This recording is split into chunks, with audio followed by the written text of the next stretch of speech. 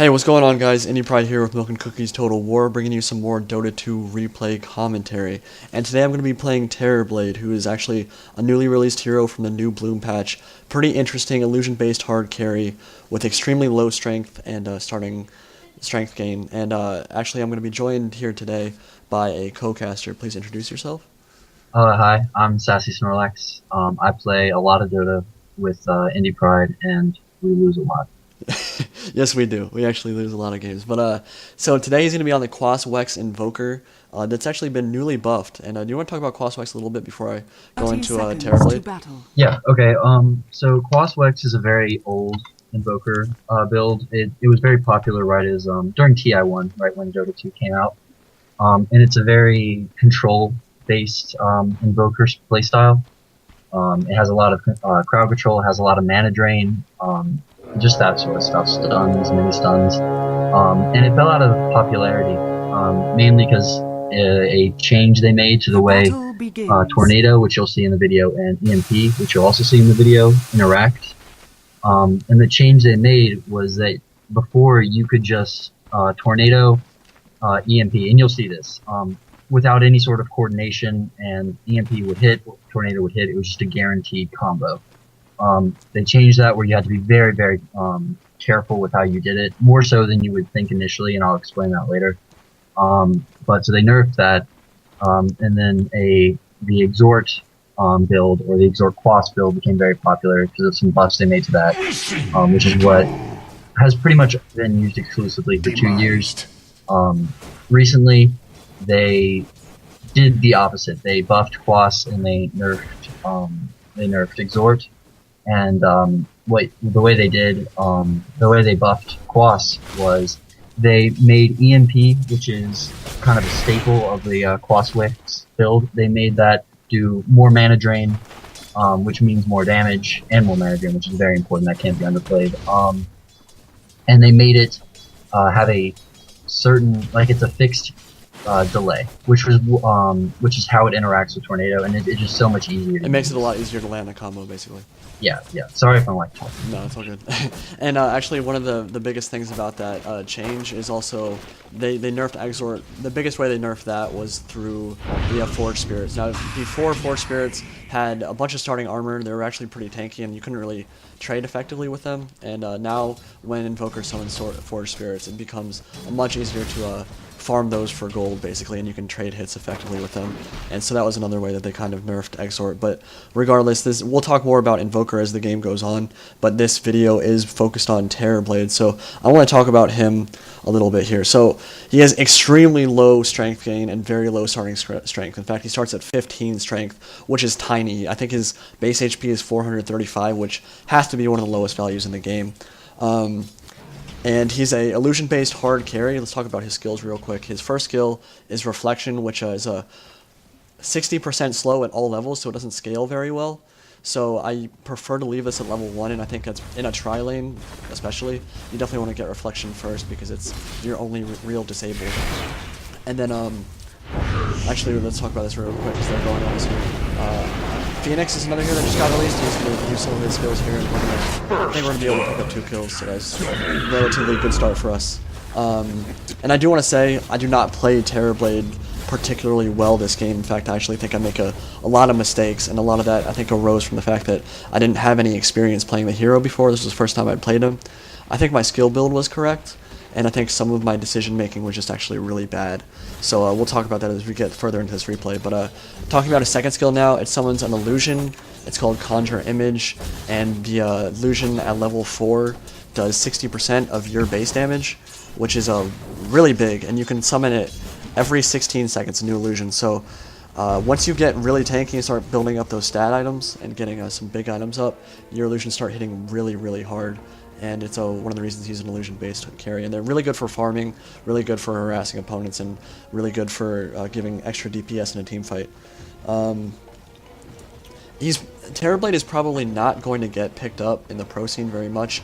The pro scene nowadays is very push-centric. It focuses a lot on fighting early, and Terrorblade is a late-game hard carry. He really cannot fight very effectively early on. Now, he does have Metamorphosis, which is his third skill, which at level 4 gives you extra 80 extra bonus damage, which is huge. It really increases his DPS, but the important thing to remember about that is that you can get that at level 7, so I think the real skill build that you want to go for him is a 1-4-4 and a max metamorphosis by level 7. But we're about to play it here as well, actually. Yeah, we're going to be able to kill AA, and then I think this Phoenix was actually really bad. Didn't actually know how to play the hero very well. You can see right there he's kind of had no idea what he was doing. Anyway, so yeah, the thing about that is that because he's a late game hard carry, he requires a lot of items to be played effectively. I don't think he's going to get picked up very much just because like games in the pro scene nowadays are so focused on fighting a lot and pushing early, and he just can't do that very effectively. And yeah, like I was saying, he has that crazy bonus damage, that 80 bonus damage at level 7, which is really good when you're like, you basically have a permanent double damage when you're in your range for him. But the thing about that is that he still has really low stats early on. He's not very tanky, so you have to get some core items up before you can actually start team fighting with him effectively.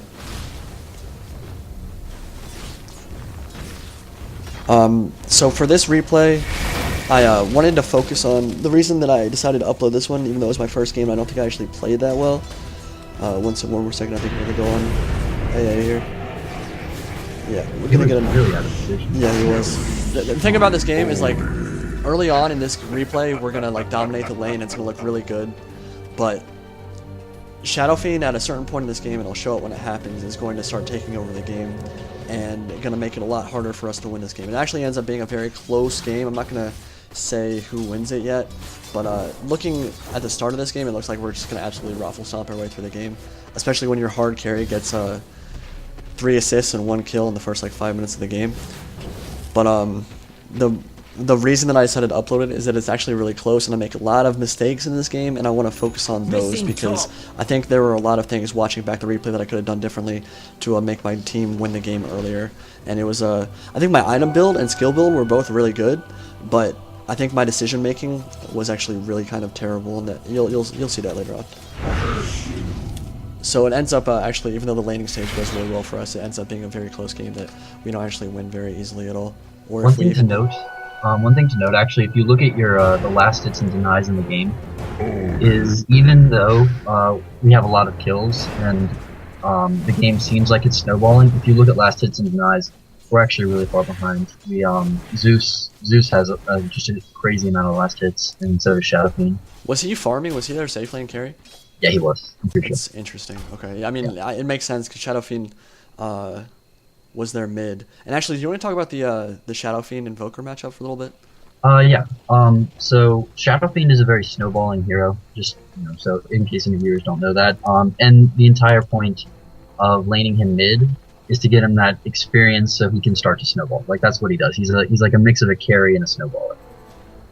And so I was playing the Invoker, and Invoker ideally should win this matchup early game, like very early. And then he should trail off, and Shadow Fiend should. If he's Exort, I think if you go Quas Wex, it's different. And that's what I discovered in this game. Actually, is I'm very used to playing Exort, and the difference between those matchups is almost entirely the base damage. Shadow Fiend and Invoker have almost the same base damage. They both start with I think 41 base damage, and that's very low. And that's. I'm not sure how to describe that, but it's a very, I can't edit this out. I don't know how to say this. It's just very low starting base damage. We're going to focus on the fight bottom here real quick. I think we get a kill here, yeah. You can see the DPS that I'm dishing out this early on for a hard carry is it's kind of ridiculous for a carry early on. That's actually something that, Terrorblade is he's in a very in-between kind of mode where he's definitely a hard carry, but he has the ability to fight early game as a hard carry that very few carries do. He has that ability because I just got ulted by Zeus, so I'm dead. He has the ability to fight early, in that he has that crazy bonus damage from Metamorphosis. Yeah. The problem with it though is that his stat is he's so vulnerable to minus armor, and he's so squishy. Yeah. Like I said, with that starting strength, he's absolutely he gets bursted down in every single team fight. So unless you're ganking, and I don't mean ganking like with Terrorblade, I mean, like if your friends gank for you, you can definitely participate in those kills and get kills very easily. But if you're like the first one in there and in team fights, you're gonna get bursted down every time because their team is actually very strong against Terrorblade, and that's for 2 reasons. One, they have a Shadow Fiend who has minus armor, and he's gonna end up going Desolator and Assault Cuirass. And that's just that little with his passive, Presence of the Dark Lord, that's a minus. Overall, it's minus 18 armor with Desolator, Assault Cuirass, and Presence of the Dark Lord. So the only thing that keeps Terrorblade survivable early is that he has extremely high starting armor, and that's because his agility, starting agility is so high and his agility gain is so high. So like even at 9 minutes in the game, I have 10 armor, which is ridiculous. But that completely gets negated by Shadow Fiend, and it means that I can get bursted down very easily by magic damage, and I can get bursted down very easily by physical damage from minus armor. So going back to the matchup about Invoker and Shadow Fiend, Shadow Fiend, every time he gets the last hit, he gets a soul, which gives him +2 bonus damage, and he can get up to 36 souls. So he starts hitting very, very hard as soon as he gets some last hits, and because Invoker, the Quas Wex Invoker, doesn't get any extra bonus damage, the problem with that is that it means that Shadow Fiend actually has a pretty easy time early on getting last hits, and that means that he can start snowballing in the lane a lot easier. And actually, Sassy has 43 last hits at 10 minutes, which isn't horrible for Quas Wex Invoker, but Shadow Fiend, looking at his stats, he has 49, so actually this matchup kind of went more even than I expected it to be, honestly. He didn't do that bad. I did initially. It was really bad initially. He, the mistake he started making was he started pushing out the lanes, as you can see here. I don't know, like if you're timed up as I am, but he starts nuking the waves continuously, which is what you should be doing if you're on Radiant as Shadow Fiend. But and the reason for this is then you can go into the jungle, and he's a very fast jungler, and so you can just start flash farming like crazy, and no one can keep up with you. But by pushing out these lanes when he's so far from his jungle as Dire, allows me to actually get some farm and catch up, and he's very sloppy with his pushing, which allows me to just kind of clean up and get some eyes on him. And that's mainly the mistake he didn't let me catch up. If you looked like 5 minutes ago, it would have been a completely one-sided matchup. He would have had, I think he had 10 denies 5 minutes in, and I was just getting crushed. Yeah. So talking about Terrorblade some more here, what I think he really needs, because he's an illusion-based hard carry, you have to go stat items. I think drums is actually really important on him. He has a small mana pool, so you just get that Robe of the Magi from the drums, and your mana pool becomes a lot bigger, and it allows you to cast your illusions more when you're jungling. Sorry to interrupt, but this is a big moment in the game. What happens? Is this when he gets the ultra kill? Yeah. Okay. Yeah, we can watch this. Pretty sure. Where is Shadow Fiend? No, he's mid. Shadow Fiend's mid. Never mind. It's the next time I go top. All right. Anyway, it's all good. So yeah, drums is really important for him because it allows him to fight early. That bracer gives him the extra HP that he needs to fight if team fights do happen. As Terrorblade, you don't want to be going around looking for a team fight. You definitely don't, because again, you're such a late game hard carry. But the drums allows you to fight if fights do occur, and then I think from there, transferring into a Sange and Yasha is actually a pretty good item choice. I'll talk about that in a second. Okay, actually, no, this is the fight. Yeah, this is when I think he's going to do.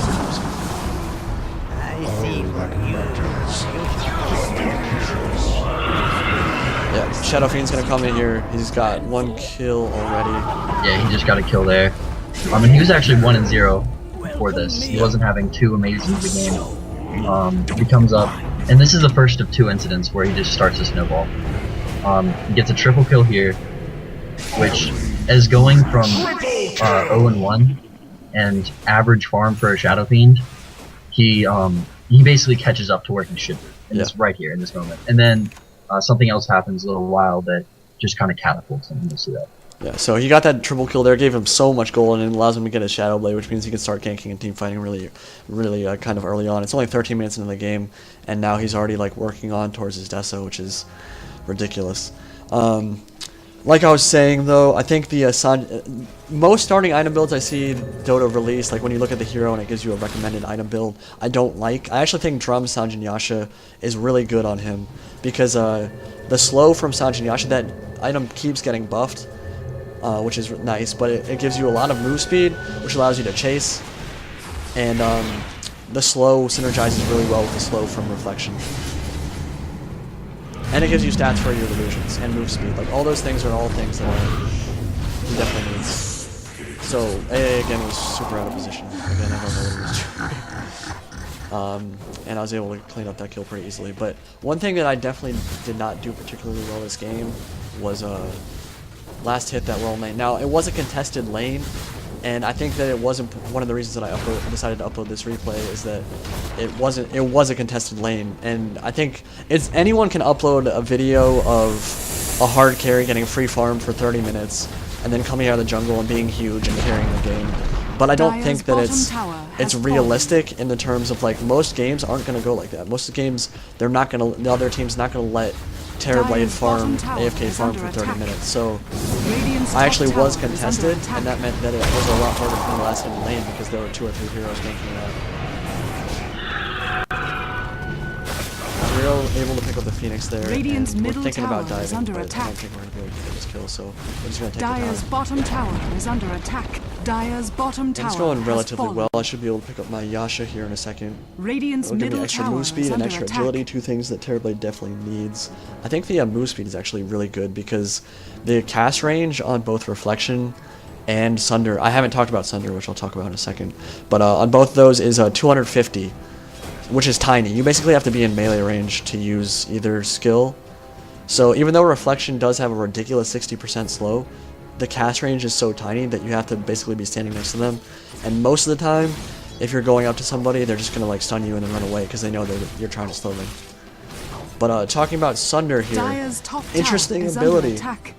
It allows you to swap the HP of yourself and any ally or opponent, and it goes through magic immunity. So even if your opponent has BKB up, you can actually Sunder through that. And so what you really want to do is wait till you're at relatively low HP and then switch it with, like, the enemy hard carry or carry that has higher HP, and it'll allow you to switch it, allow you to burst down the enemy hero very easily, and it'll basically kind of give you 2 lives. Now, the lowest it can get is a 25% minimum HP swap at level 1 and then 15% at level 3. So even if you're at 1 HP, if you swap HP with an opponent, the lowest they can get is 15%. They can't go down to 1 HP because that would kind of be broken.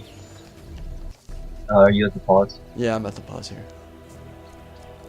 One thing to note is it's especially good against tanky heroes, especially heroes like Bristleback, because it's a percentage HP spell, which obviously if you have 2,000 health versus 1,000 health, it does more damage.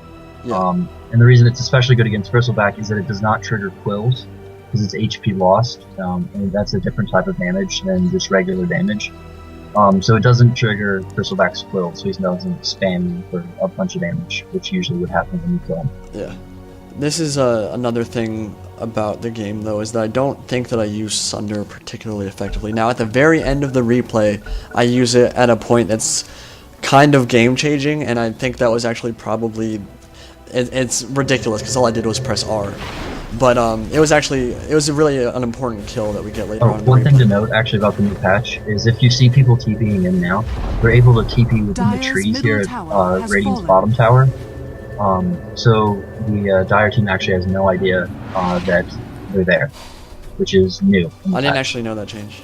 Yeah, it increased the range at which you can TP from the tower, so if you're very careful, you can TP without out of sight. It still makes a noise, so you have to be careful about that, but they can no longer see you TP. Okay. Yeah, so Slark just died here. He's, let's look at the stats real quick. Silencer actually has 6 kills. He got a lot of the kills in lane. It would have been nice if I'd gotten a couple more of those. But in general, the game's going relatively well for us. It's 16-8. I should have way more last hits than I do. Again, the reason for that is that I don't. My excuse is that it was a contested lane. They had a dual lane, and then they rotated Crystal Maiden on down, so it made it harder for us to harder for me to last hit, basically. One thing to note is actually that you're very close to Shadow Fiend. As it is, you're at 70, he's at 88. And that's actually not okay for the Shadow Fiend. That's what I mentioned earlier about him being sloppy.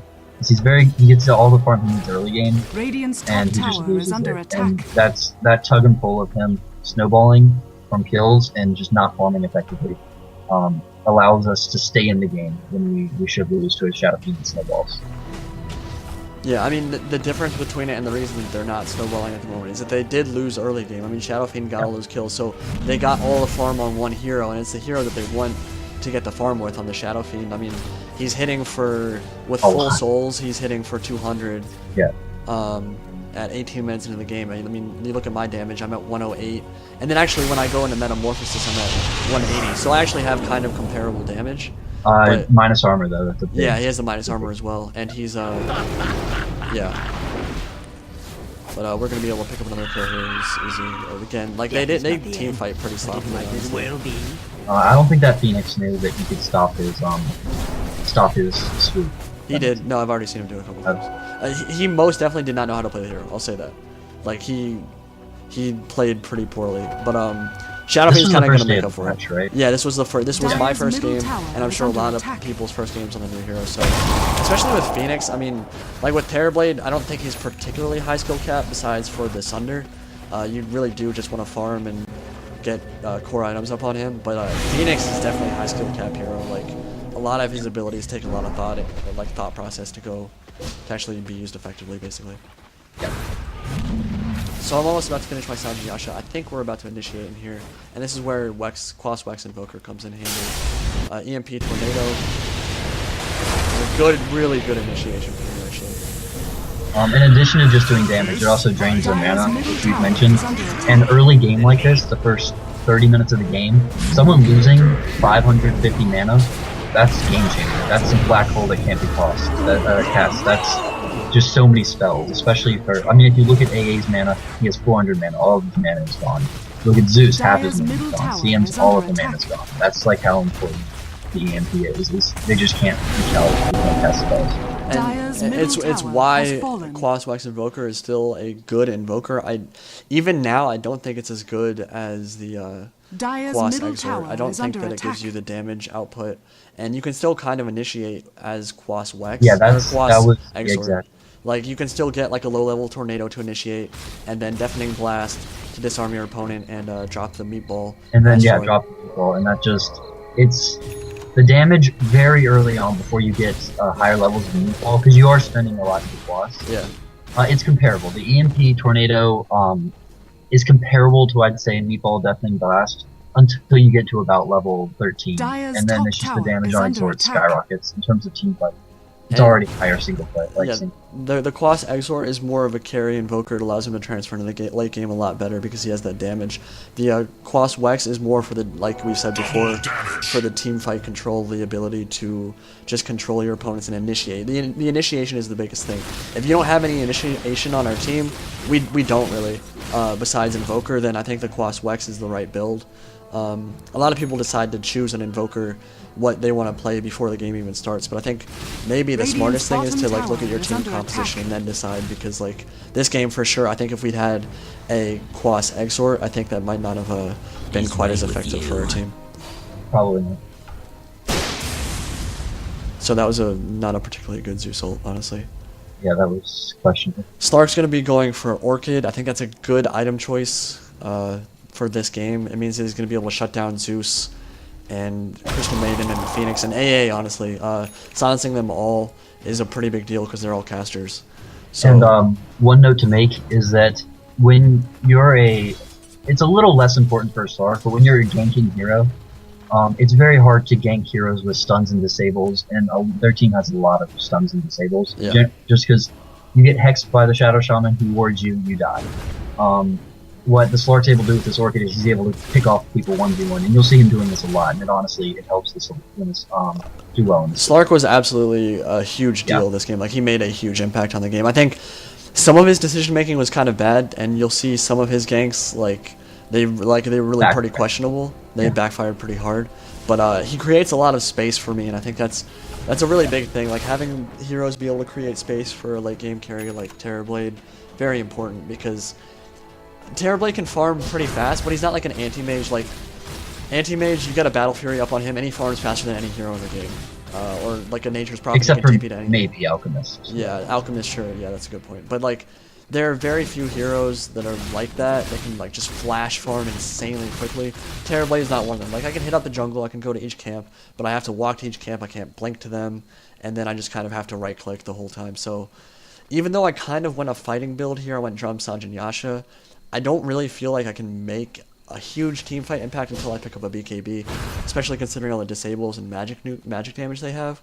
So that's what I'm going to be going next. Once I get that BKB up, I'm going to have that magic immunity, and that'll allow me to team fight a little bit better. The problem, though, is that even with a BKB and all that magic immunity, Shadow Fiend still right-clicks for 250 at the moment. And you guys just failed on the gank on Shadow Fiend. Yeah, that was lack of communication. Yeah. Yeah, that was interesting. I don't know if you guys would have been able to burst him down anyway, but... we definitely wouldn't. At least we would have stopped him from going into this. Yeah. Because, again, if you look at his mana, 598 mana. If I EMP him, all his mana's gone. Down to like 28. That's not enough to cast Shadow Blade instead. Yeah. So, that's why EMP is so good. But, yeah, like, even with the BKB, even with the magic immunity, Shadow Fiend still right-clicks for 250. I only have 1500 HP if I don't activate my BKB at the right time. And a lot of the times, actually, Zeus is going to initiate the fight with his ult before I can get my BKB up. So, like, that's usually going to go through anyway, and that's a lot of magic damage, and then Shadow Fiend can just right-click me down and I die. And they focus me in basically every team fight this game, which is what they should do. I mean... Well, they can't really kill the Slark, so they have to kill him. Yeah, like, I'm the biggest source of damage when I'm morphed into the ranged demon from Metamorphosis. I have a lot of damage.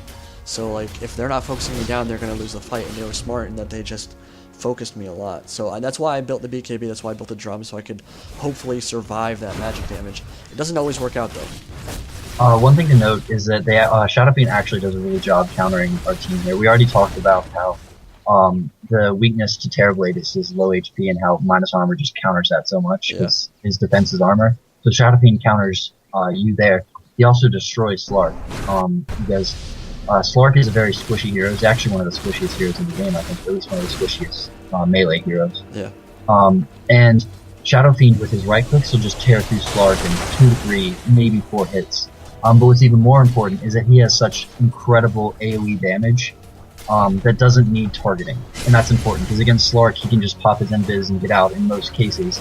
Shadow Fiend can just nuke him for 600, 900 if he's lucky magic damage, and Slark has no chance. Yeah, for those who don't know, and I'm sure a lot of you do who are watching this video, but the combo Shadow Fiend does is he gets those max souls, which you can see are at 36 right now.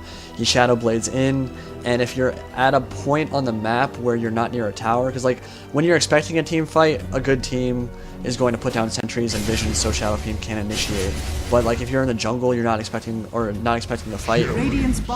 Shadow Fiend can basically just initiate with Shadow Blade, go invis, and then ult right on top of somebody or multiple heroes, and just do a ton of magic burst damage. And that's why like Shadow Fiend is just in general a early to mid game carry who can transfer really well late with items, and he just completely takes over team fights. I think he's one of the best team fight heroes in the game. Yeah, especially with if you can have the lockdown, he just does so much damage. Yeah. Dire's top tower has So we're gonna have to rotate bottom here. Radiant's I was bottom at low tower is mana, under and this was attack. one mistake that I made here. Like, Slark is already fighting over here. Like, he's trying to initiate on Phoenix and CM. And I went back to base just to fill up half my mana, which there's no reason for me to do that. If I had actually defeated the tower, I think we could have maybe fought. Oh, that's funny. Did you see Phoenix? Yeah. He literally killed himself by diving. Yeah. Yeah, that was a really good tornado. Is under attack. very And good the Shadow tornado. Fiend gets away, which is unfortunate. So those were two important pickoffs. I mean, they're support heroes, but Dire's top that tower Phoenix is is under just attack. has no farm whatsoever. Yeah. Going drums at 27 minutes.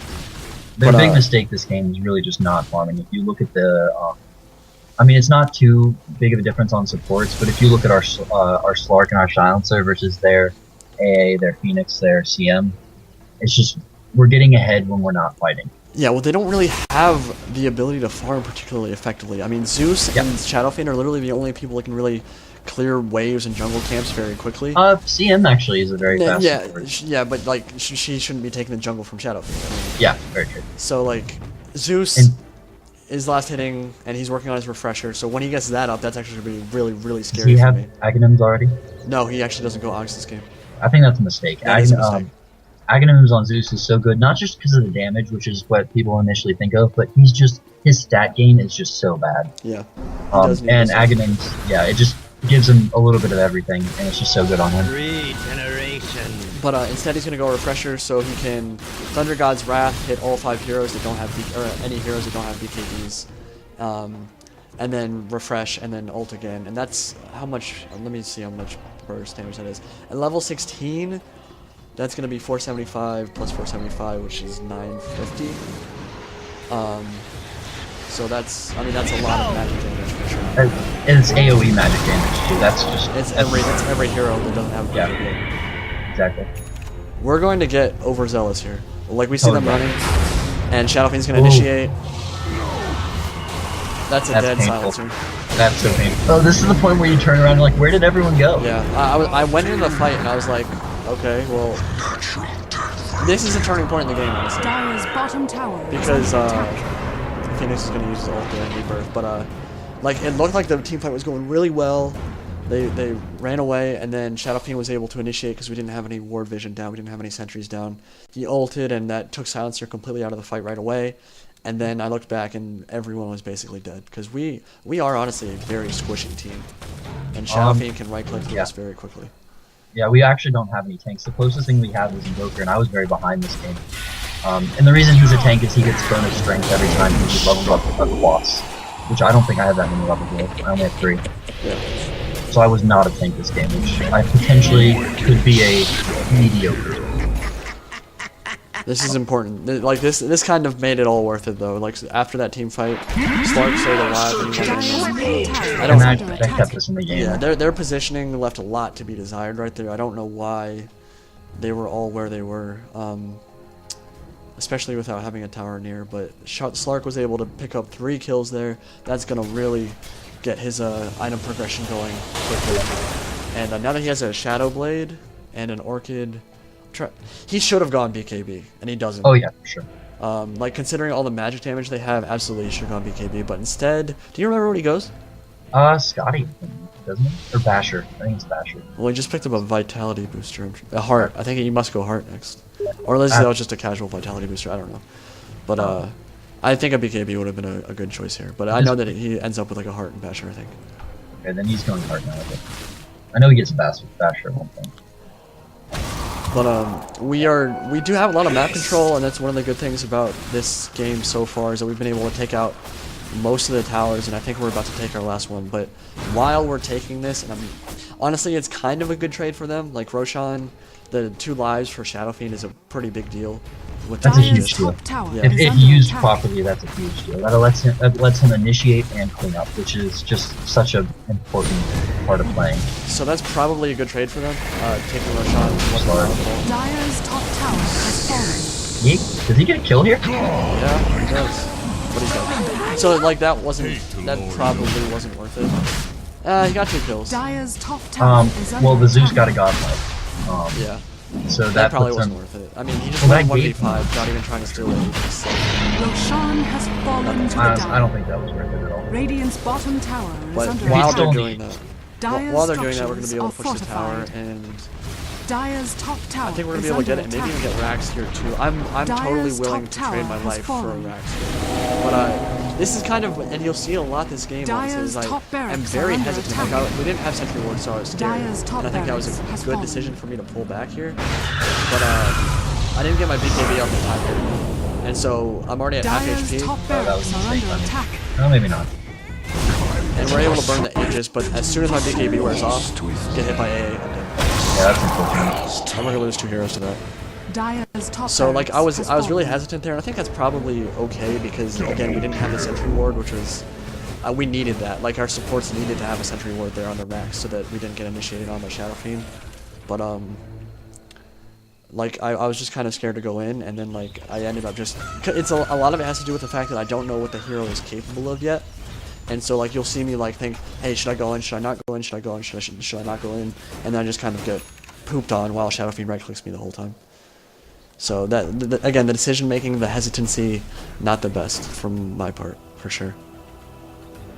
But regardless, we were able to take top racks there. That's really big for us. And that's really important. And Indy knows this, but I love playing Shadow Shaman as a support, and I think one of the reasons for this is just his pushing ability. I think it's very underestimated. You drop wards on a tower, they have to choose between fighting you there under wards or just letting the wards click the tower down while you sit behind them. Yeah. And I like him for that reason. And that's how we got racks there, is actually with the wards. They just did so much damage to the towers. Again, this is going to be another questionable decision from Slark. He's going to go in, like, he knows their whole team's there. Yeah. Like he's going to be able to pick up a kill. Or is he? Yeah, he is. But, like, is it worth it? No. Like, a Slark isn't, like, it's not really worth the kill, honestly. Like, Shadow Fiend picked up a kill there. He just got 371 gold. It's going to further him towards his AC, which he almost has finished by now. It's just not worth it. And he's definitely farming faster than me. Like, he can clear creep waves definitely faster than Terrorblade can. Oh yeah, he's one of the fastest. I mean, he's one of the best flash farmers in the game. Yeah.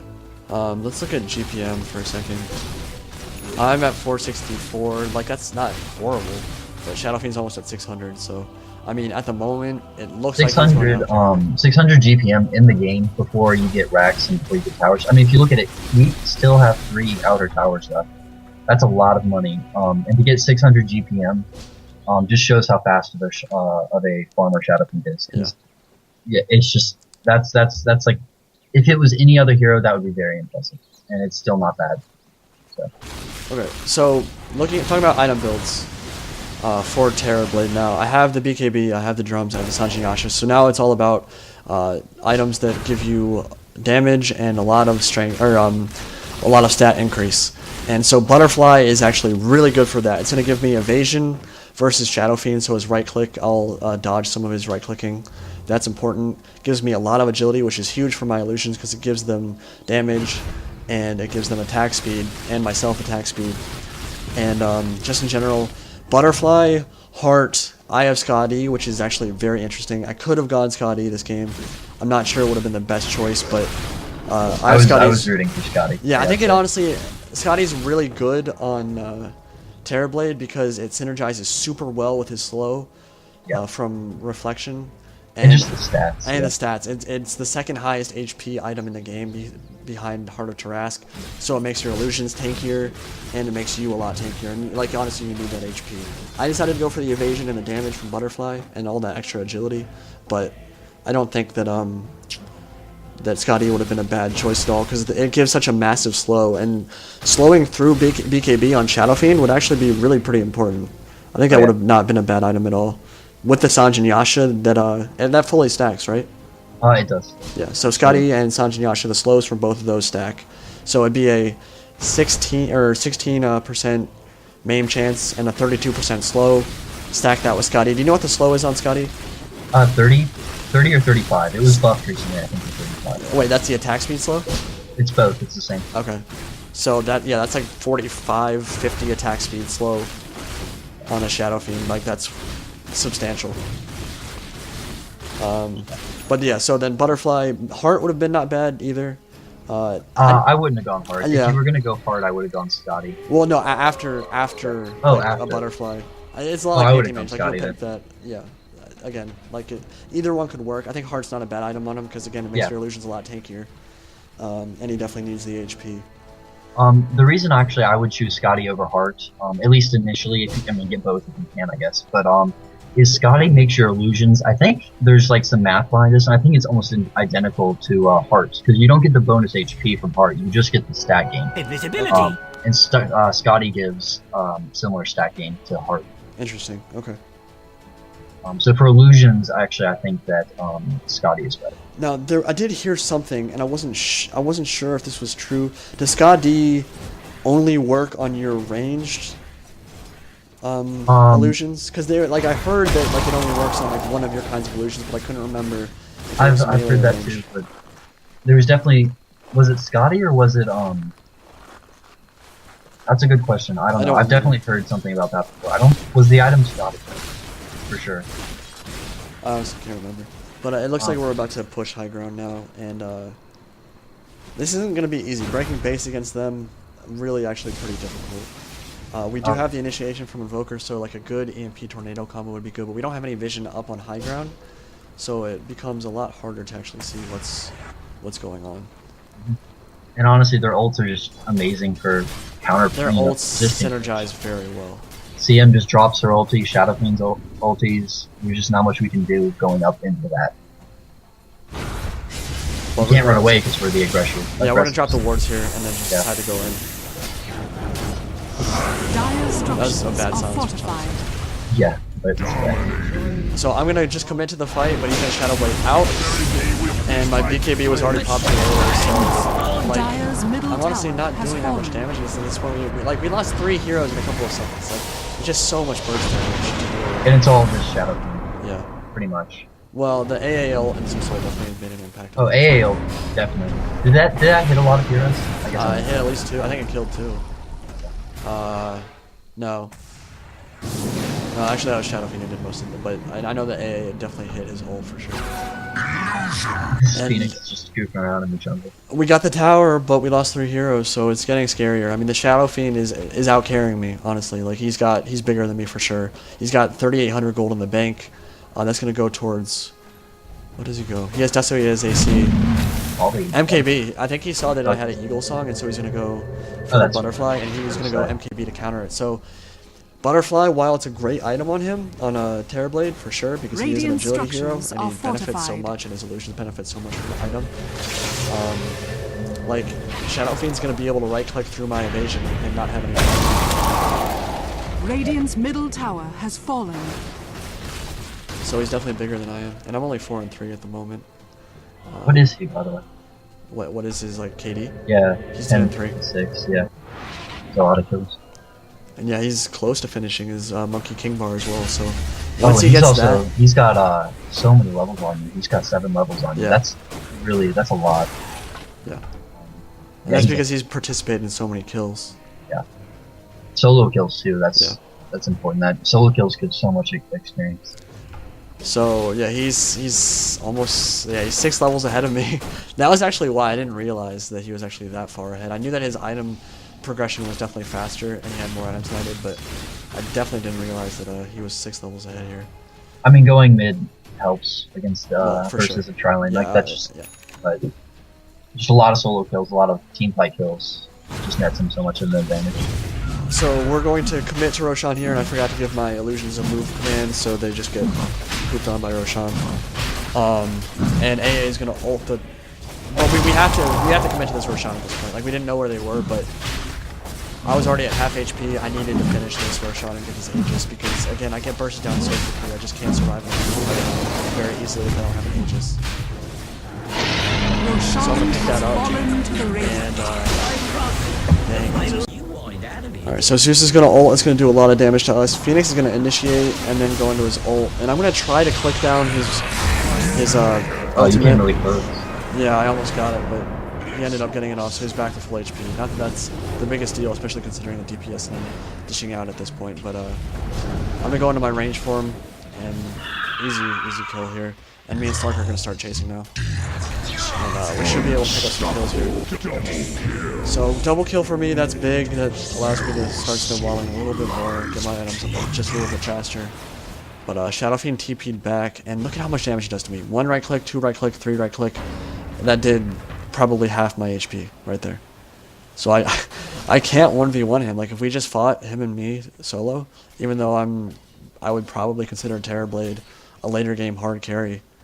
Just with the item advantage and level advantage he has right now, like he would beat me 1v1. So it's going to be all about picking off his supports and everyone else, because all that farm is concentrated on him. Like Zeus can ult and then refresher and then ult again, and then maybe do a couple Ws. But then other than that, Shadow Fiend is the only damage on their team. Everyone else with the is exception of AA.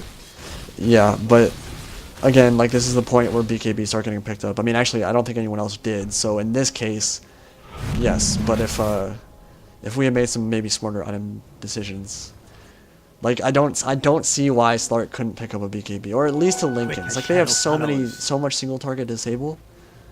Oh yeah, it definitely would have been a better choice than whatever he's going for. Well, they actually don't have that much single target disable. They have 2. Well, they have a lot of AoE damage. Yeah. I mean, it's the magic damage that matters for sure. Yeah. And then, does Zeus's ult hit him when he's in Shadow Dance? It does not. Okay. It doesn't reveal either. It just Alright. doesn't affect him at all. Right, because Slark can't be revealed now in his ultimate. Right. But, so, I have my Butterfly now, that's good, I have the evasion, but again, Shadow Fiend has the MKB, so it doesn't matter much. Or he's about to get his MKB. And no one else on their team really right-clicks at all, so... Actually, in this case, maybe it wasn't the best item choice. Or he just picked a really good item to counter me. Oh, wait, which item? BKB? MKB. Oh, MKB. Yeah, no, that was a okay choice. So the fight's gonna start here. Stark's gonna initiate, and I don't get my BKB off. And this was the worst play of the game, without a doubt. Like there was no reason for me to not BKB there. We are going to pick off Shadow Fiend, but Zeus's ultimate is going to just destroy us in that team fight. And AA ult killed me when I was at like maybe a third HP, and I could have done more damage in that team fight, but we got wiped there. So this is when I started getting really scared, because I was like, well, I just died. Shadow Fiend bought back. They're going to be able to threaten Rax here. I'm probably going to have to buy back. And I think you and I both do, correct? I remember buying back, because I don't think I ever made any item progressions after this point, because I had to buy back. At least we should buy back. We have that single target disable for Shadow Fiend, which is good. And yeah, we're both going to buy back here and defend. And we should be able to hold this. We have Glyph, and we have a couple heroes coming up in 5 seconds, so breaking high ground for them not going to be the easiest thing, especially against Tornado and EMP. But I, again, am going to go into Metamorphosis too early because I thought we were going to fight, and then end up kind of wasting it and running back to base. So, like, again, my decision making this game, not that great, honestly. The kind of the mirror to that, though, is I did the exact same thing. What did you do? I threw out EMP Tornado deafening the last while they're falling back because I thought they were pushing up. Like, we did the same thing. Well, it didn't. It worked out, though, because you actually prevented them from going high ground. So, like, even just buying those couple of seconds was big. Just in and of itself. But yeah, it wasn't a great initiation, of course, because we had no follow-up. But yeah, we did. But, Slark picked up his heart now, so he's got 3k HP. Very tanky for Slark. Only 8 armor. I didn't realize his armor was so bad. Just terrible stacking. Especially agility for his agility. And the reason for that is because he steals it from Essence Shift. But yeah, that doesn't give him extra armor, does it? It does. Oh, it does? It just gives him agility. It steals agility, so yeah, it should. But yeah, he's very tanky now, and he'll be able to deal with pretty much everyone but Shadow Fiend at this point. And I just the gold. I'm actually able to get gold now again, so I'm trying to think what I was building towards. At this point, I don't think I'd pick up any real items that actually make an impact on the game. Like Skadi would probably be my next item if I was to actually build one. But at this point, I think saving for a buyback is more important. Now I can't buy back because I already did, so that's a 5-minute cooldown on that. But we decided that it would be a good idea to smoke here, so we had a little courier issue, and they actually had a ward. Did they have a ward there? They did have a ward there, I think. Yeah, they had a ward on the hangar, so I might have seen our smoke. I'm not sure. So. They're not reacting to it at all. They would have had to be watching the map. Yeah, what we were thinking about doing was just smoking through to like try to pick off some people in the base, but we end up running into them right here. That's awkward. And I BKB'd too early, and then that tornado was not good. And then someone that was big. We killed Zeus before he was able to get a second ult off. That was definitely big. And I'm just gonna start right clicking Phoenix, and we should be able to kill him before his ult comes out. But me and Stark are gonna have to start man-moding Shadow Fiend, and that's not the easiest fight ever. But I think we're gonna try to push mid-range. You have an advantage. You don't have Serpent Wards to push with, so I don't know how easily you can take Rax. But I think we do though, because Stark's able to pick up AA. Oh yeah. Okay. And then he's gonna Shadow Blade away from me. But and at this point, that's at half health. Really can't defend. No, he's the only one on his team, and that's because all the farm is on him, basically. And Stark's just gonna regen to full, and he can go in and hit the Rax, which is what I'm sure happens. Yeah, we definitely get Rax here. Dire's Or We are maybe- gonna middle lose. barracks Yeah, we are do. under We're gonna lose attack. Silencer for nothing though. Dire's structures are fortified. I'll show that. That was kind of hilarious. I don't know what he was thinking, honestly. So we get Yep. racks. Silencer's gonna, like, he has to hear the Shadow Blade Dire's here. middle barracks has fallen. Like, Shadow King's gonna Shadow Blade soon. Yeah, he Shadow Blades right now, and then Silencer just sticks around to farm the Moonwells. I don't know why. Fishy, what are you doing? Please. He's dead. Yeah, that was a. Dire's middle bad. tower Questionable. is under attack. So we have 2 racks now. That's important. If we went super late game, obviously having those racks down is a really big deal. In a 5-on-5 team fight, they can still win team fights for sure. Dire's Yeah, middle tower but is under attack. the racks is just so game changing because at that point we can take team fights and we can have that knowledge that they're gonna have to send somebody back to get them. We don't even have to be there. We can go 5v4, and that's why it's so important. Look at that HP melt. He has 3k HP and it took 2 right clicks and a spell from Zeus to take him down to a 3rd health.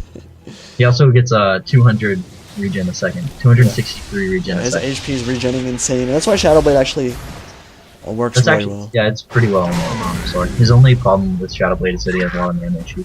He's gonna die here though. Does he? Yep.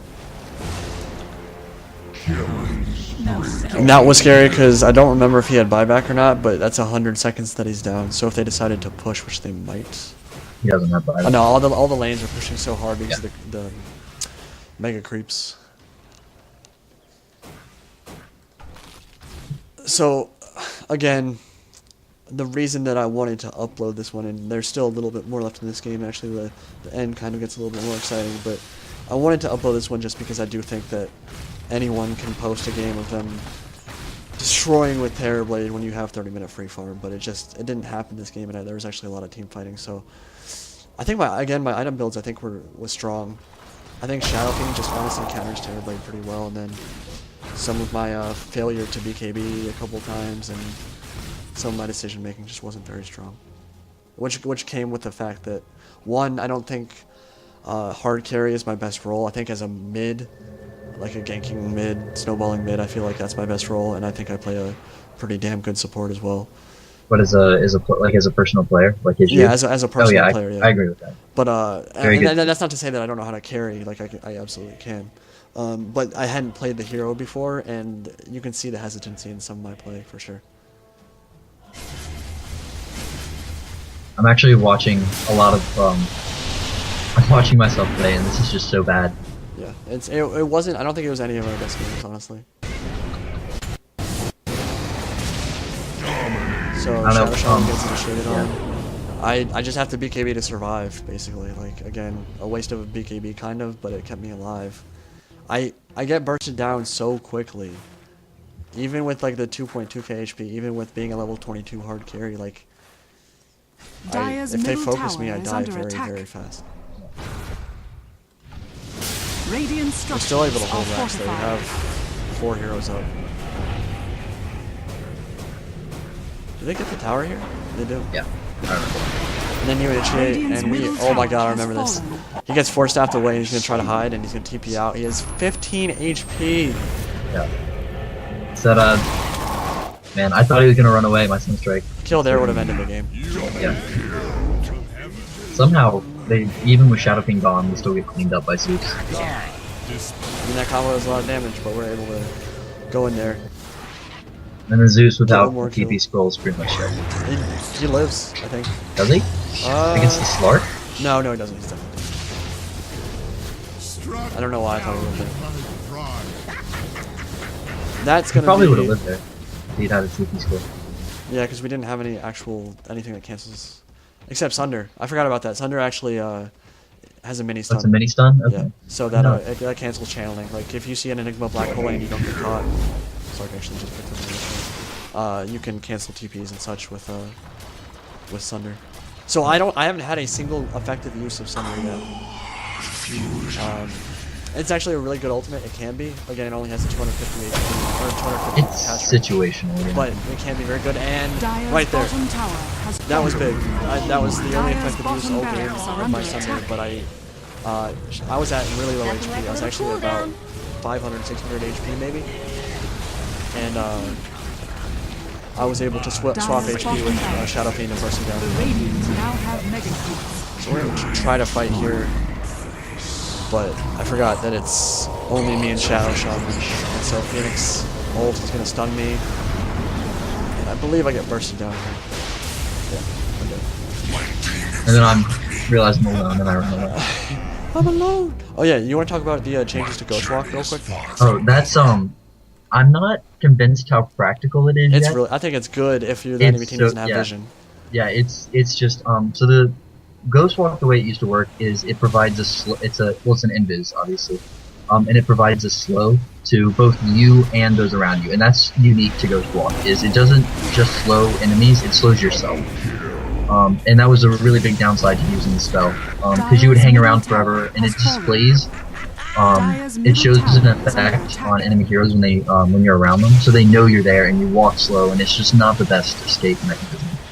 But now with full levels and Wex and Ghost Walk, it now gives you speed instead of losing your speed, and so you can run away at max movement speed, and you're just so hard to catch, and you slow down. I think the new it's an Ghost Walk's exciting actually really cool. Yeah, it's really fun to use. I'm not sure how to use it, like creatively, but it's very fun. Alright, so long replay, 53 minutes, ended up being a exciting game. I mean, Shadow Fiend carried them. Like, he was really the only one on their team that played like super well. I think Zeus, his item build was good, and he went Veil instead of Ogg, so you can't really hate on that decision too much. Of course, the Veil isn't a guaranteed increase to your ult damage, but overall, yeah, I think Oggs would have been a better choice for Zeus, but it wasn't a good game from Terrorblade. I think my item build was good. Again, it was the decision making that kind of made it not as good. But it was the first time I'd ever played the hero. I didn't play Dota 1 at all. So ultimately, I think I did my job. I carried. I was 9-5. Slark was the biggest impact on the game, absolutely, no question. He created a lot of space for me and allowed me to farm. And overall, it ended up being a pretty exciting game. I thought it was a decent representation of what Terrorblade can do, and then of course there were a lot of learning experiences where I learned what he can't do, and that's a team fight early if he doesn't have a BKB. That's for sure. So I hope you guys enjoyed it. Hope this was a interesting commentary for you, and hope you guys enjoyed watching Terrorblade. I'll try to bring you a Phoenix replay as well, and if you guys enjoyed it or didn't, please let me know in the comment section below. Sassy, you have anything else you want to say? Don't judge me for my invoker skills. Ignore that play. And besides that, no. Just glad to be here. I don't think you were that bad. I think I was. I think there were some plays that were good, some that weren't. But overall, I thought, well, we won, so that's the biggest thing. It was all me. All right. I'll talk to you later, guys. See ya. Bye.